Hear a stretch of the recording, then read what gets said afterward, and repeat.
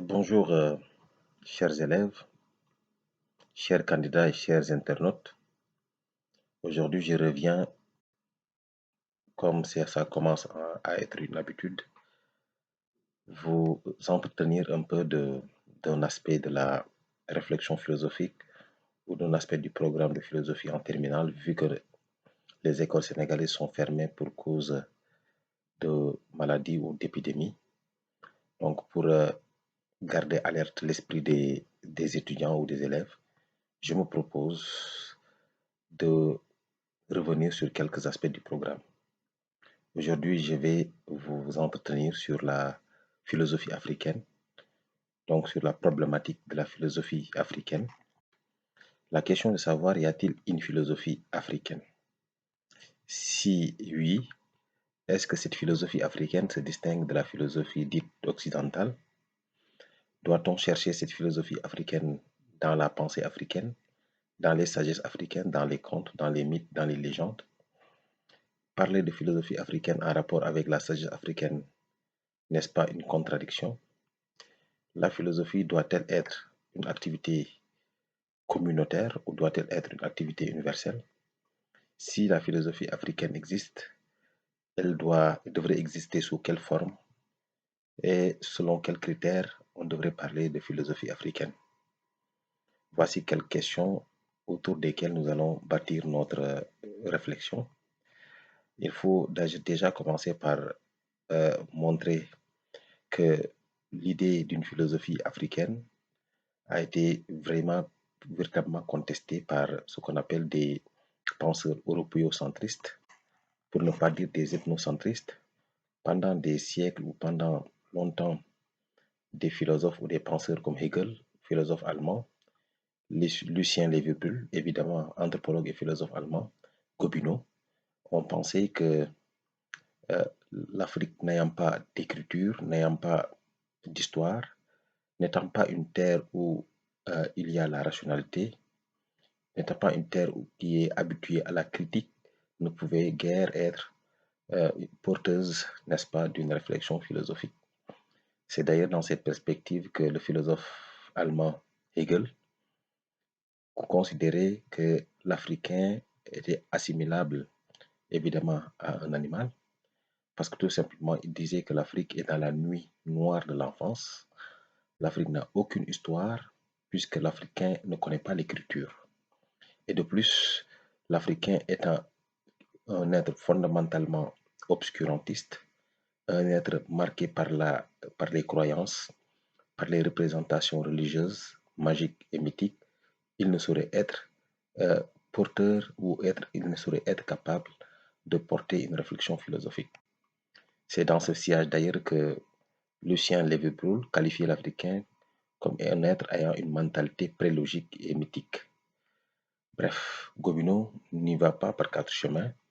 Il considère tout simplement l'Africain comme assimilable à un animal, parce que tout simplement, c'est quelqu'un qui est trop dépendant, n'est-ce pas, de l'immédiateté, des désirs et des passions. Il n'est pas quelqu'un qui a une certaine capacité à la conceptualisation ou à l'abstraction. Dans tous les cas, tous ces penseurs qu'on peut considérer comme étant des européocentristes, pour ne pas dire des racistes, ont refusé à l'Africain la capacité de philosopher pour d'abord la raison que l'Afrique est le continent de l'oralité, ce n'est pas le continent de l'écriture. Deuxième raison, c'est un continent marqué par une certaine représentation, euh, n'est-ce pas, mythique et magique de la réalité. En plus de cela, euh, on ne pourrait pas parler de... Donc, il y a l'esprit communautaire qui ne favorise pas le caractère critique et le caractère individuel, n'est-ce pas, de la réflexion. Dans tous les cas, pendant longtemps, donc, on a dénié à l'Africain cette humanité, cette rationalité, cette historicité et cette capacité à produire une réflexion autonome, une réflexion individuelle, une réflexion critique et autocritique. Ce fut le cas jusqu'à l'avènement, n'est-ce pas, d'un ouvrage du nom de la philosophie bantoue, écrit par un prêtre belge qui avait vécu au Congo du nom de Placide Tempels. Avec la publication en 1945 de l'ouvrage La philosophie bantou, le débat sur l'existence de philosophie africaine a été remis au goût du jour. Selon Tempels, il existe bel et bien une philosophie africaine. Et cette philosophie africaine se manifeste dans la vision du monde des Africains. Et ayant étudié pendant longtemps l'ethnie bantou, il a pu apercevoir chez ce peuple une vision du monde très élaborée. Une vision de la vie, une vision de la société, une vision des relations sociales, une vision même, pour ainsi dire, métaphysique. Et cette vision se décline à travers une notion très importante, c'est la notion de force vitale ou d'énergie vitale. Selon Temples, les Bantous développent, n'est-ce pas, leur existence autour du concept de force vitale. La force vitale, c'est l'énergie vitale qui, qui meut tous les êtres. Et selon Bantou, chaque être, n'est-ce pas, ou chaque Bantou, chaque être cherche à augmenter sa force vitale et à éviter que cette force vitale diminue. Et il a aussi étudié qu'il y a une certaine hiérarchie des êtres, et cette hiérarchie des êtres est fonction du degré ou de la force, de la puissance de la force vitale. Non seulement la force vitale est donc cette énergie vitale que recherchent tous les êtres, mais il y a une certaine interrelation entre les forces. Autrement dit, la force de l'animal est en relation avec la force du végétal et la force des humains, et en rapport aussi avec la force des ancêtres et des dieux. Ce qui est très important à retenir dans la conception, dans la vision du monde des Bantous, c'est que c'est une vision du monde très élaborée, une vision du monde aussi qui a une partie importante qu'on appelle une dimension métaphysique. C'est s'engouffrant dans le sillage de Temples, des penseurs comme Alassane Ndao, philosophe sénégalais, comme Alexis Kagame, philosophe rwandais, euh, ont publié des ouvrages portés sur une certaine réflexion sur la culture africaine. C'est ainsi que Alexis Kagame a publié un livre qui s'appelle La philosophie bantou rwandaise et qu'Alassane Ndao a pu publier La philosophie morale des Wolofs. Dans cet ouvrage d'ailleurs, Alassane Ndao considère que Kocc Barma, euh, qui n'a pas certes laissé d'écrit, était aussi philosophe que Socrate. Parce que rappelons, Socrate, lui, n'a pas écrit, mais il est considéré comme l'un des philosophes les plus brillants de l'histoire de la philosophie. Donc l'idée que on ne pourrait parler de philosophie que quand il y a l'existence d'une écriture ne peut tenir, parce que tout simplement Socrate, étant considéré comme l'un des philosophes phares de l'histoire de la philosophie, n'a pas laissé d'écrit et pourtant il est considéré comme un philosophe. Donc, selon Alassane Ndao, le critère de l'écriture n'est pas un critère pertinent. Ce qui est important, c'est que à travers la culture africaine, à travers nos mythes, nos contes et nos légendes, on peut trouver une certaine vision du monde qu'on peut considérer comme étant une philosophie. D'ailleurs, le professeur Cheikh Diop considère que refuser à l'Africain cette capacité de concevoir une philosophie ou cette capacité de philosopher n'est purement et simplement que du racisme ou que de l'ethnocentrisme. En réalité, selon Cheikh Anta Diop, bien avant, disons, la Grèce antique, bien avant qu'on ne parle de miracle grec, il y avait le miracle égyptien. Parce que les Égyptiens, dans l'Antiquité, avaient une société très organisée, une civilisation très élaborée. Ils avaient une vision de la vie et de la mort. Ils avaient une organisation sociale extrêmement élaborée. Ils avaient même une conception des mathématiques, une conception de la géométrie, et ils avaient même, pour ainsi dire, une conception, n'est-ce pas, philosophique extrêmement développée. D'ailleurs, des penseurs comme Thalès, comme Pythagore, ont séjourné en Égypte et ils ont beaucoup appris de la pensée égyptienne. Bien avant donc qu'on parle de philosophie occidentale, il y avait bel et bien une philosophie africaine. Cette philosophie africaine, évidemment, était développée dans les temples égyptiens par les prêtres, par les prêtres égyptiens. Alors, résumons tout simplement.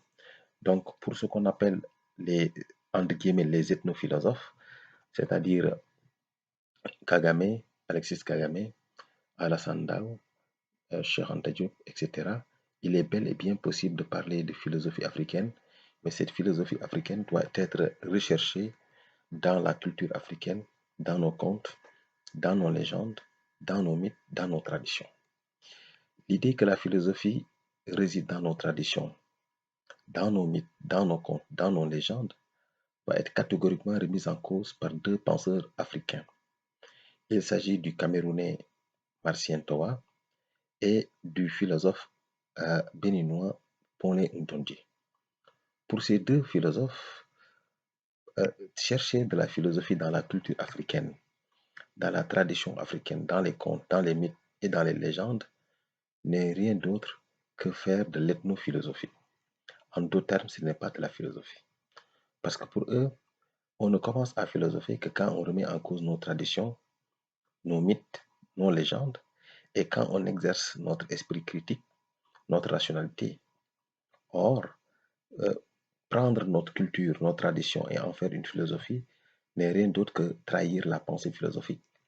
C'est d'ailleurs dans cette perspective que Marcien Toa disait que on ne commence à philosopher que quand on soumet l'héritage philosophique et culturel à une critique sans complaisance.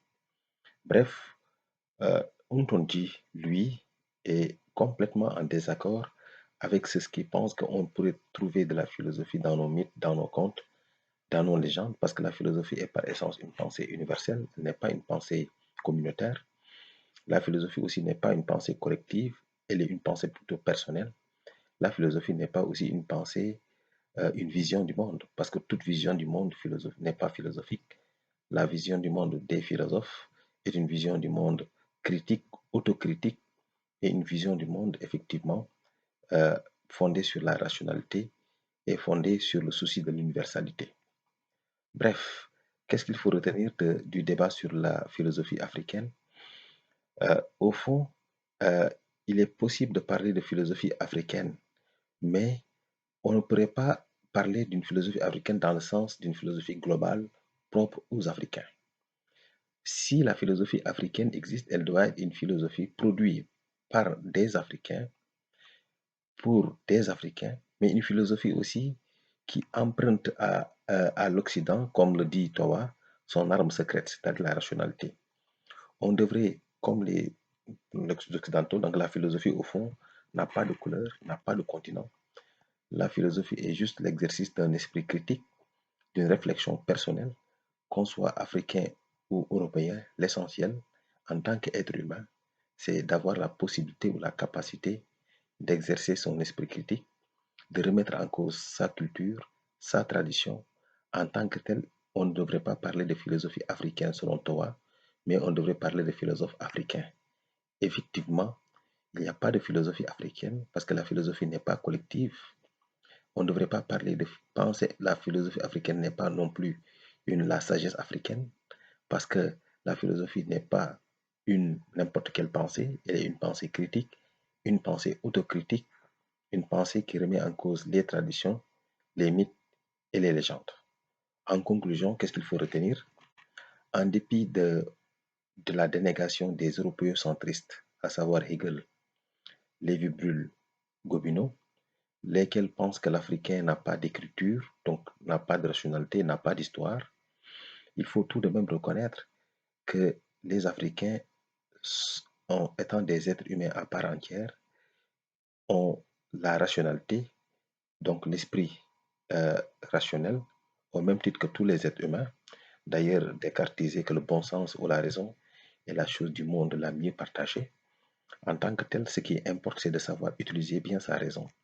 Qu'on soit africain, qu'on soit occidental, l'important, c'est de développer une pensée critique, une pensée autocritique, une pensée qui a une visée universelle, une pensée évidemment qui doit penser effectivement les réalités de notre époque. Quoi qu'on dise, on est toujours philosophe de son époque. Hegel ne disait pas autre chose. Il disait que la philosophie est fille de son temps.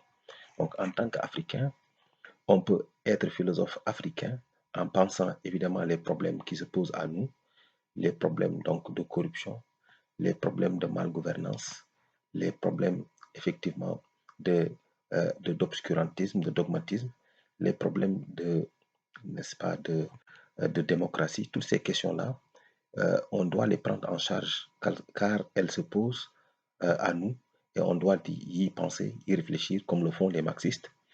Les marxistes disent la philosophie est une réflexion concrète sur ces situations concrètes.